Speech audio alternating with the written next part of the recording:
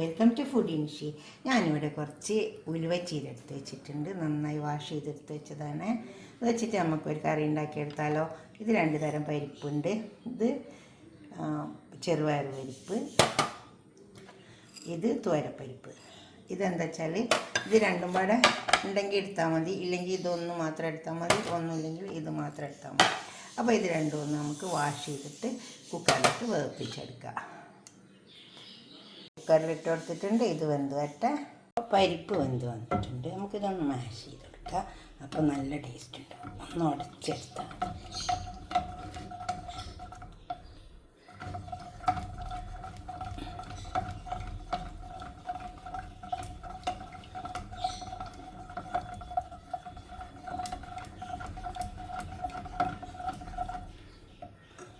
ഇനി നമുക്ക് ഉലുവച്ചീര ശരിയാക്കിയെടുക്കാം.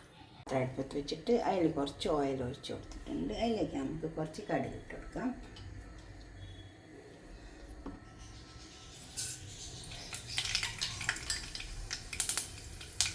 കണ്ടോ, കടുക് നല്ലോണം പൊട്ടും.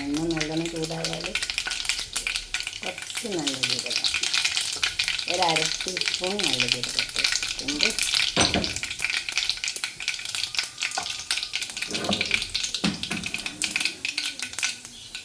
ചെറുതാക്കി അരിഞ്ഞ് വെച്ച സവാള, 1 സവാള, അപ്പോൾ തന്നെ കുറച്ച് ഇഞ്ചി വെളുത്തുള്ളി ചതച്ച് വെച്ചതാണ്. ഒരു തൊപ്പൊന്നതിൽ കിടന്ന് നന്നായി ഒന്ന് മൂക്കട്ടെ. ഈ ഇഞ്ചിയും വെളുത്തുള്ളിൻ്റെ ഒക്കെ ഒരു ചുവ പോകണം.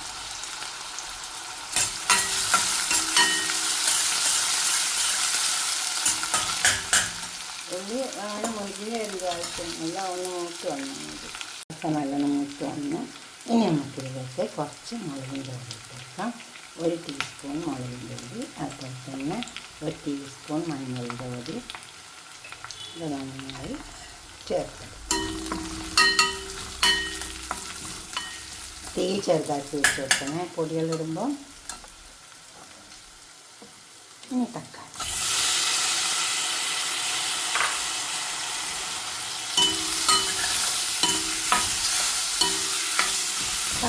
നന്നായി വെന്ത് വരണം. അപ്പോൾ തക്കാളി നല്ലോണം വെന്ത് വേണം, ഇതുപോലെ വെന്ത് വരണം കേട്ടോ. തക്കാളി നല്ലോണം ഉടഞ്ഞ് വെന്ത് വന്നിട്ടുണ്ട്. ഇനി ഇതിലേക്ക് നമുക്ക് കുറച്ച് ഉപ്പിട്ട് കൊടുക്കാം.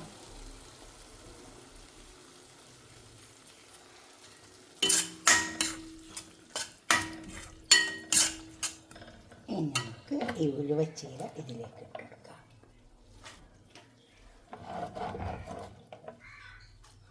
എന്നിട്ട് ഇളക്കി ചേർത്ത് ഇത് വേവാൻ വേണ്ടി വെക്കാം.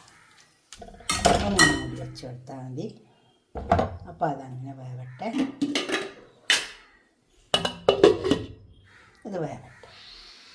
ഇപ്പോൾ ഉലുവച്ചീര വെന്ത് വന്നിട്ടുണ്ട്. ഇനിയിലേക്ക് നമുക്ക് പരിപ്പ് വേവിച്ച് വെച്ചത് ഒഴിച്ചെടുക്കാം.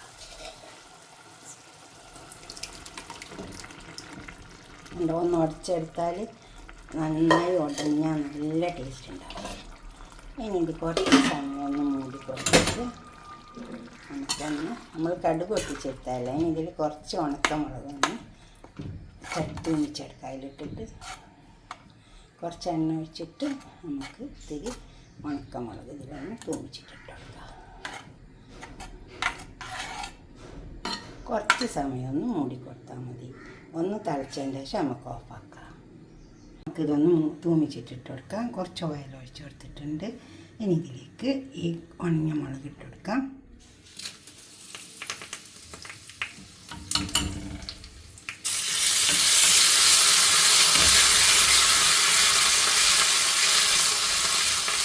എണ്ണ നല്ല ചൂടുള്ളതുകൊണ്ട് വേഗം മുക്കി. കായപ്പൊടി ഉണ്ടെങ്കിൽ കുറച്ച് ഇട്ട് കൊടുത്താൽ നല്ലതുണ്ടാവും കേട്ടോ. ഉണ്ടെങ്കിൽ ഇട്ട് കൊടുത്താൽ മതി. ഇവിടെ കായപ്പൊടി തീർന്ന് നിൽക്കുന്നു.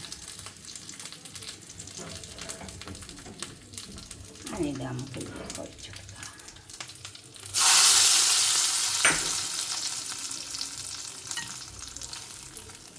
ഇതൊന്ന് ഉണ്ടാക്കി നോക്കിയാൽ ഇങ്ങനെ ഇപ്പം നല്ല സീസൺ. അപ്പോൾ ഇതൊക്കെ നമുക്ക് വാങ്ങാൻ കിട്ടും. ഇതുപോലെ ഉണ്ടാക്കിയിട്ട് നിങ്ങളുടെ അഭിപ്രായം നിർദ്ദേശമൊക്കെ ഒന്ന് കമൻറ്റ് ബോക്സിൽ അറിയിക്കുക. ലൈക്ക് ചെയ്യുക, അതുപോലെ തന്നെ ഷെയർ ചെയ്യുക, സബ്സ്ക്രൈബ് ചെയ്യാത്തവരൊക്കെ ചെയ്യുക. അടുത്തൊരു വീഡിയോ ആയിട്ട് നമുക്ക് പിന്നെ കാണാം. ബൈ. ഇത് കണ്ടോ, ഇതിങ്ങനെ ഇരിക്കും. പരിപ്പ് നമ്മൾ ഉടച്ചിട്ടതല്ലേ. Okay, by.